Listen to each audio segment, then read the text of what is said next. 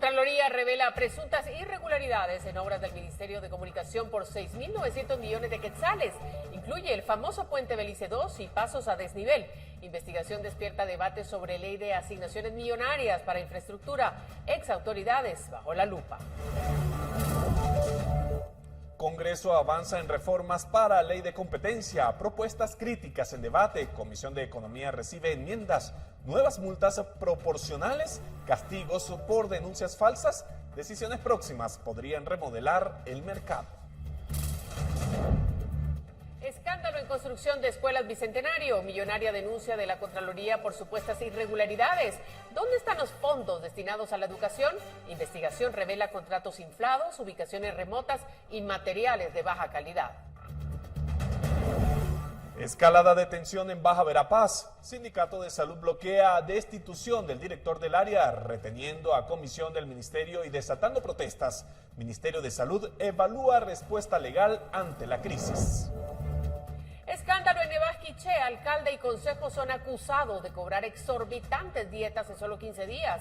La suma asciende a los 20.000 quetzales.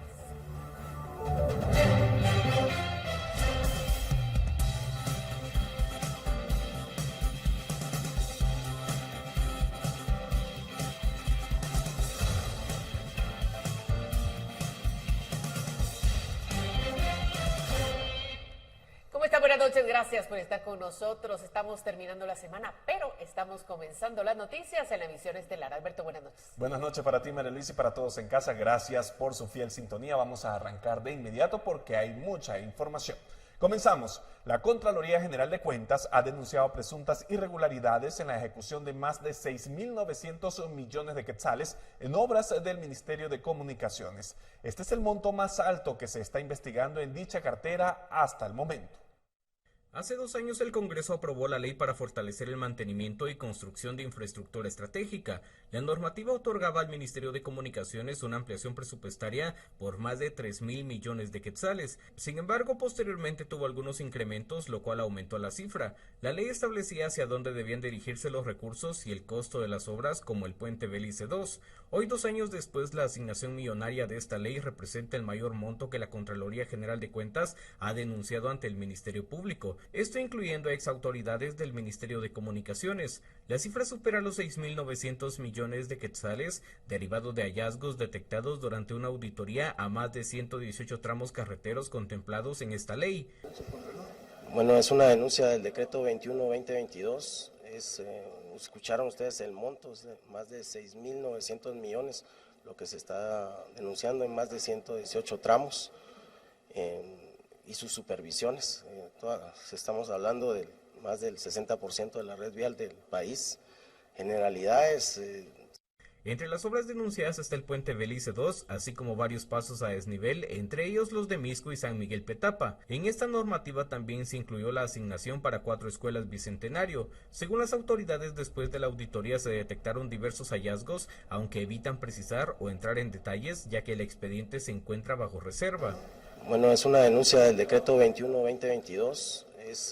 Escucharon ustedes el monto, es de más de 6.900 millones, lo que se está denunciando en más de 118 tramos.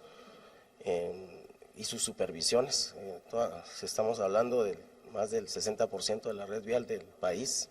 Generalidades, como les expliqué a los diputados, está bajo reserva en el Ministerio Público.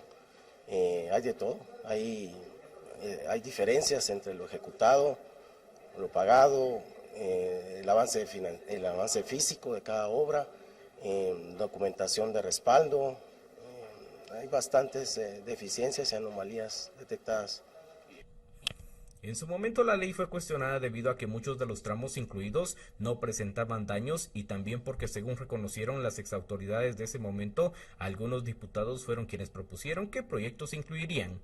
Para Noticiero Guatevisión, Henry Montenegro. El Ministerio Público pide que el exministro de Comunicaciones, Alejandro Sinibaldi, enfrente juicio, mientras que su defensa justifica que no hay pruebas para ir a debate. Los abogados del exministro de Comunicaciones, Alejandro Sinibaldi, pidieron al juzgado de mayor riesgo de que el exfuncionario no enfrente un juicio en el caso Construcción y Corrupción. A criterio del exministro de Otto Pérez Molina, el caso en su contra es montado.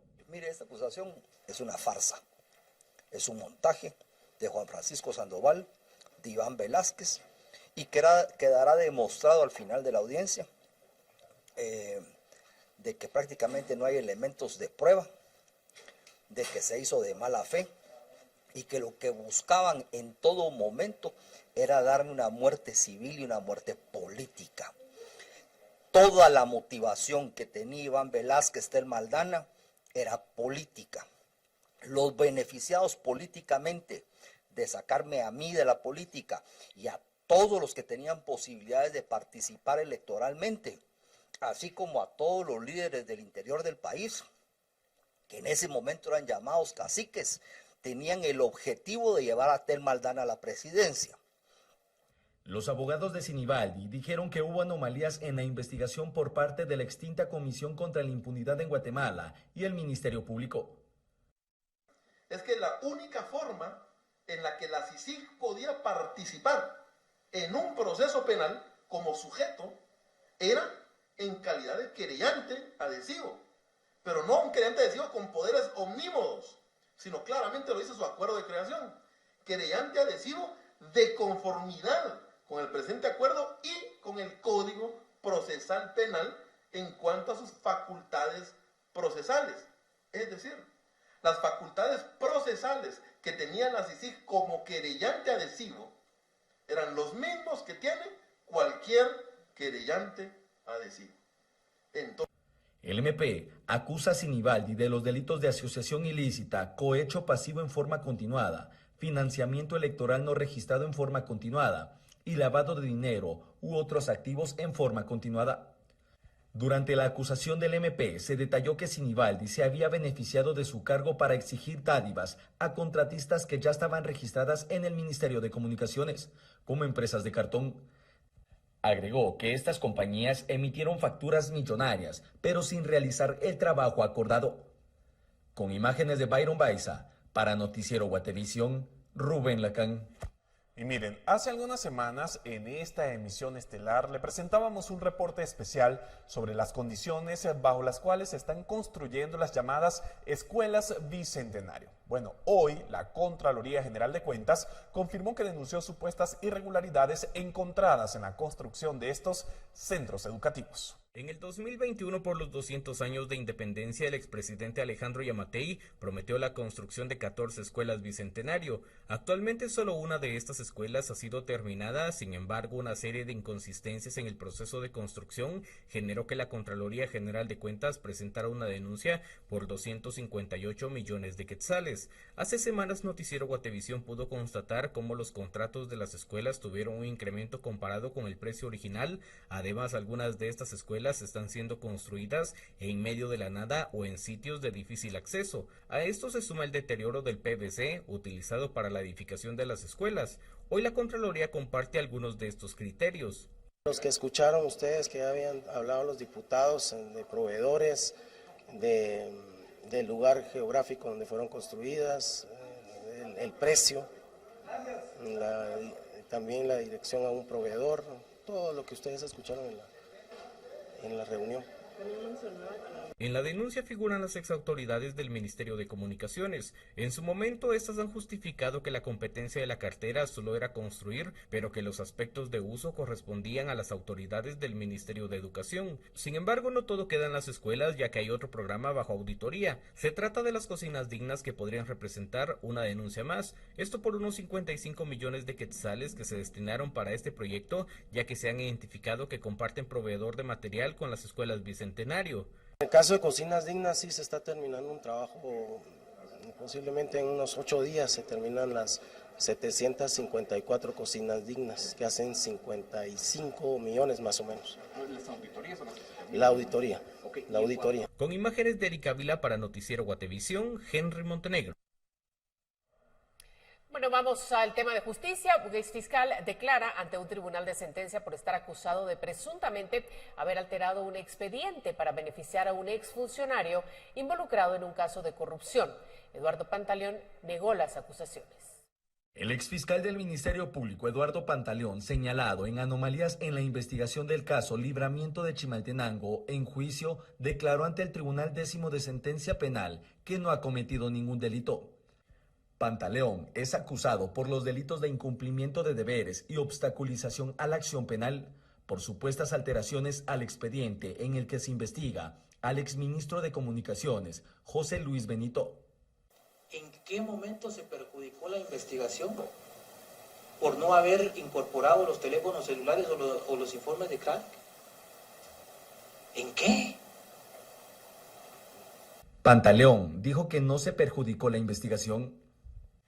El exfiscal mencionó que todos los acusados en el caso fueron enviados a juicio, incluyendo a Benito.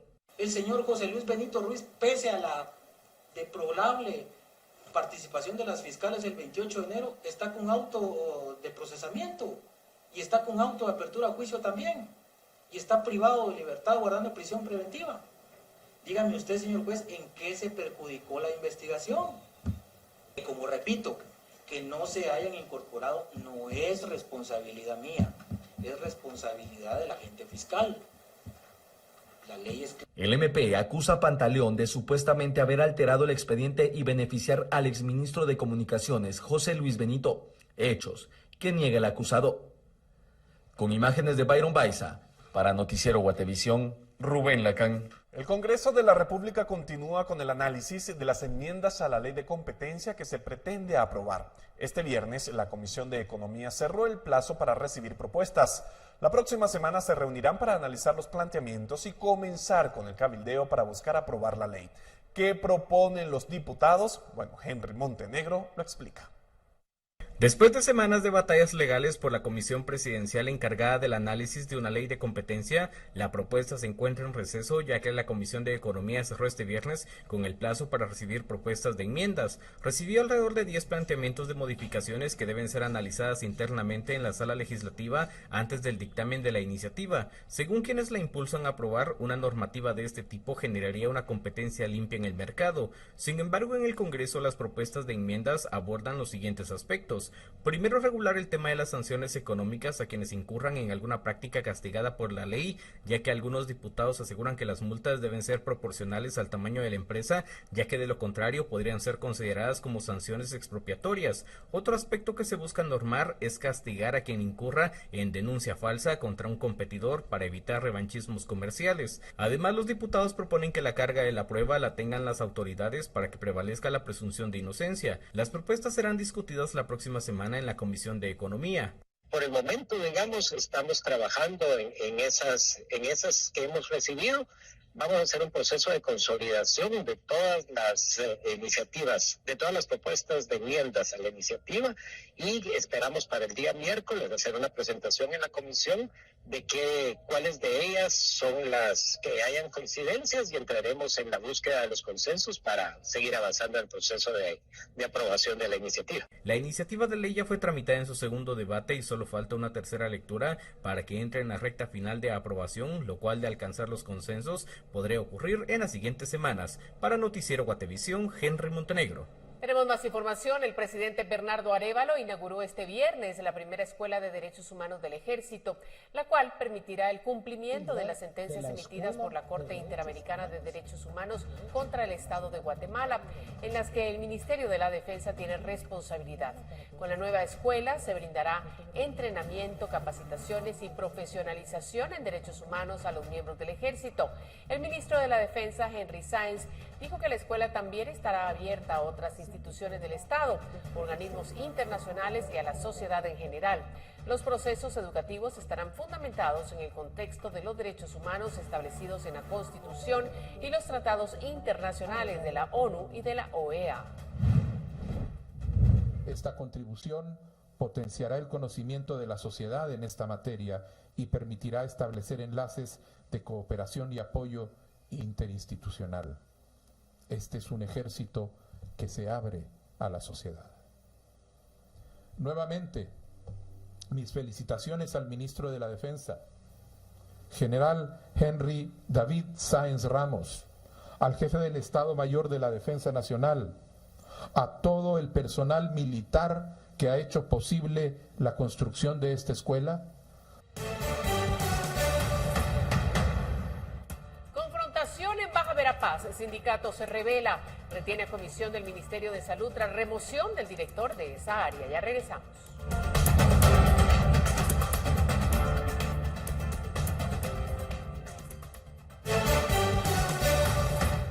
La destitución del director del área de salud de Baja Verapaz provocó momentos de tensión, llegando incluso a retener a varios empleados por parte de integrantes del Sindicato Nacional de Trabajadores de Salud.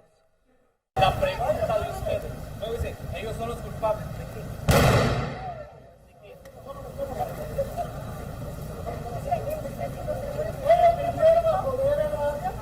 Ahora vamos.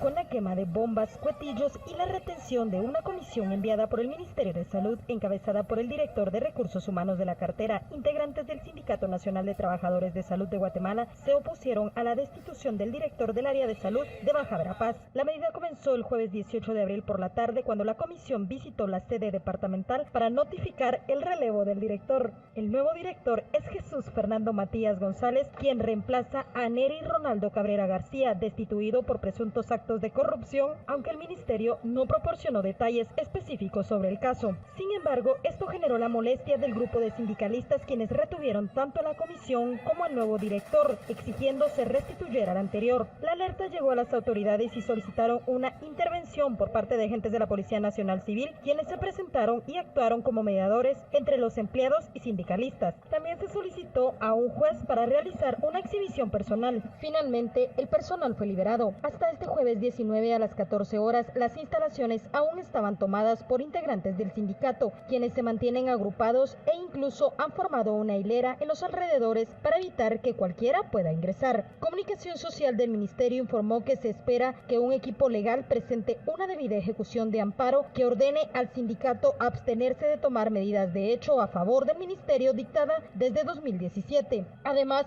han asegurado que se están analizando las acciones legales, administrativas e incluso penales que se puedan tomar ante los hechos que se están registrando. Se intentó contactar a Luis Alpírez, secretario general del Sindicato de Salud, pero señaló no poder atender la llamada debido a compromisos de su agenda. Reportó para Noticiero Guatevisión, Andrea Domínguez y Sandy Pineda. Continuamos en el interior del país porque las autoridades indígenas de Nevaj Quiché denunciaron públicamente al alcalde de ese municipio y a su consejo por cobrar exageradamente en concepto de dietas durante 15 días del mes de enero, en los cuales se programaron varias reuniones extraordinarias para incrementar supuestamente los cobros. Los representantes de la alcaldía indígena de Nevaj Quiché denunciaron públicamente que el alcalde y su consejo cobraron en 15 días del mes de enero de este año 21,000 quetzales cada uno en concepto de dietas.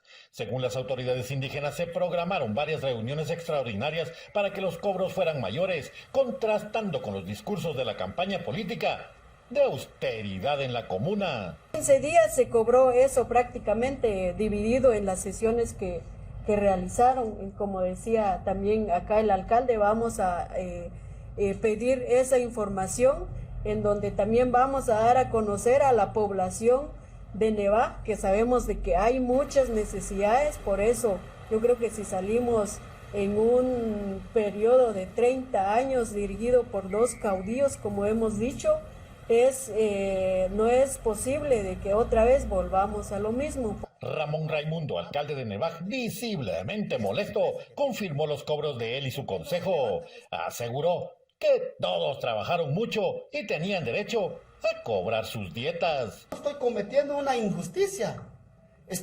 Si estamos cobrando, si se está pagando el consejo municipal por su trabajo y estamos haciendo las cosas transparentes. Pero si la población quiere la corrupción, pues si eso quieren esos líderes que critican. Para Noticiero Guatevisión reportó Héctor Cordero. Y comunidades de 7 municipios de Escuintla que están en cercanía de los ríos se encuentran en riesgo de sufrir inundaciones. Esto se debe a los afluentes que están asolvados por los sedimentos que descienden en forma de lahares del volcán de fuego. Los ríos que representan un peligro de desborde y de inundar las comunidades son El Ceniza, Guacalate, Achihuate, Pantaleón y Coyolate. Esto porque los afluentes por la cantidad de sedimento han perdido su capacidad hidráulica. todo este material arrastrado aguas abajo y afecta a municipios como es Escuintla, Mazagua, Puerto de San José.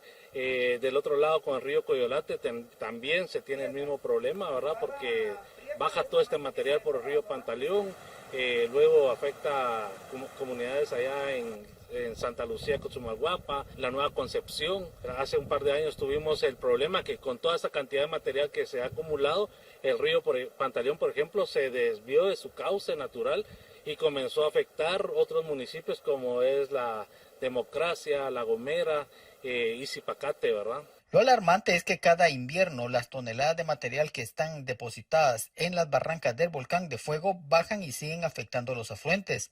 Por ello piden a las comunidades estar atentos de las recomendaciones que puedan dar las coordinadoras locales para la reducción de desastres. Poder socializar con las autoridades municipales y departamentales los cambios que ha sufrido a consecuencia de los lajares. De la misma manera, pues mantener la comunicación con los diferentes líderes comunitarios con el fin de que puedan resguardar su vida al momento de que se pronostiquen lluvias en el sector. Para Guatevisión, Carlos Paredes.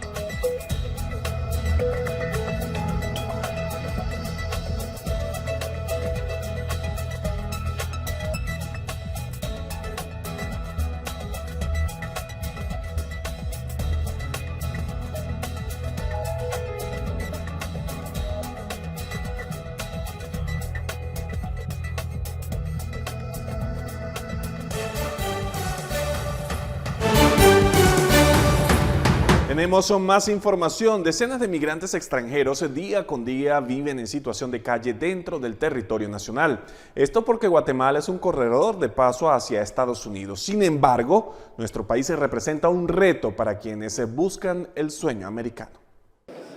El flujo migratorio extranjero es una problemática social creciente en Guatemala. El Instituto Guatemalteco de Migración hasta la fecha ha reportado 7.912 extradiciones. Pese a estos esfuerzos, cientos de migrantes continúan en el territorio nacional, muchos en situación de calle. Los migrantes en situación de calle día con día luchan por adquirir recursos para sobrevivir y buscar continuar su camino hacia los Estados Unidos. De hecho andábamos buscando una de migración para que nos ayudaran y ahorita con lo que he estado yo vendiendo hemos sacado para la comida del día y para un cuartito barato, ya sabes, ya conforme lo que voy sacando yo de la venta de dulces. ¿Actualmente dónde vive? Ahorita aquí,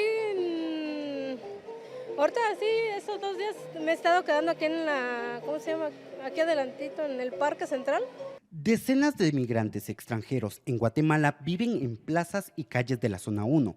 Esto pese a la ayuda humanitaria que ofrecen los albergues y las casas de acogida como la Casa del Migrante, donde le dieron refugio a más de 33,000 personas el año pasado. La Casa del Migrante es distinto de un albergue de migrante, porque la Casa del Migrante quiere ofrecer un servicio integral, y esto que significa que no es únicamente los servicios básicos de comida, ropa, medicina, sino también un acompañamiento, un asesoramiento, una orientación, que en muchos casos es necesaria para los migrantes. La mayoría de las personas que llegan aquí son migrantes de tránsito, o sea que vienen de otros países y pasan por Guatemala, digamos, como corredor para seguir hacia México y Estados Unidos. Y estoy hablando de números muy grandes y números enormes para nosotros. El flujo migratorio de este año pasado, 2003, en esta casa pudimos hospedar a más de 32,000 migrantes, 32,000. Y este año, en lo que va del año, hemos llegado ya a más de 9,000 migrantes. Comparando con enero, el primer trimestre del año pasado, el número es el doble. El director también hizo un llamado a la población para que pueda apoyar a los migrantes que viven en situación de calle. Yo creo que, y en esto me sumo también yo, nuestros países de América Latina no podemos darnos el lujo de decir que rechazamos a personas que vienen de otros países. Por su parte, Migración señaló el apoyo que ellos brindan a los migrantes extranjeros que transitan en el territorio nacional. El Instituto Guatemalteco de Migración ha coordinado diferentes operativos con el fin de poder atender a estas poblaciones. Las hemos visto en algunas zonas, principalmente en la zona 1 capitalina, en la Plaza Barrios, que ha sido común. En este lugar se les brinda a ellos la atención, se les informa sobre los procesos de regularización y en algunos casos también se realizan los traslados al Centro de Atención Migratoria para Extranjeros. Depende de la nacionalidad y si cuentan o no con los requisitos que corresponden para poder permanecer en nuestro país. El llamado principalmente es a que ellos cumplan con estos requisitos para poder estar en territorio guatemalteco. La migración irregular extranjera es un problema social que sufre toda Latinoamérica. En Guatemala, cientos de migrantes ingresan al país día con día para buscar el sueño americano. Según los expertos han señalado, este problema social se debe de combatir con esfuerzo y esmero por parte de los gobiernos. Con imágenes de Daniel Ramírez para el noticiero Guatevisión, Esdras Las.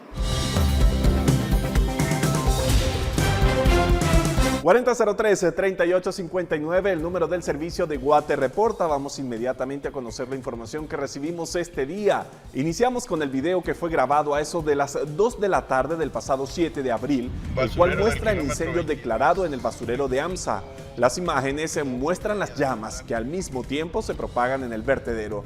El mensaje hace conciencia sobre la necesidad de corregir las deficiencias para la administración de los basureros del país y con ello evitar que este tipo de siniestros se repitan.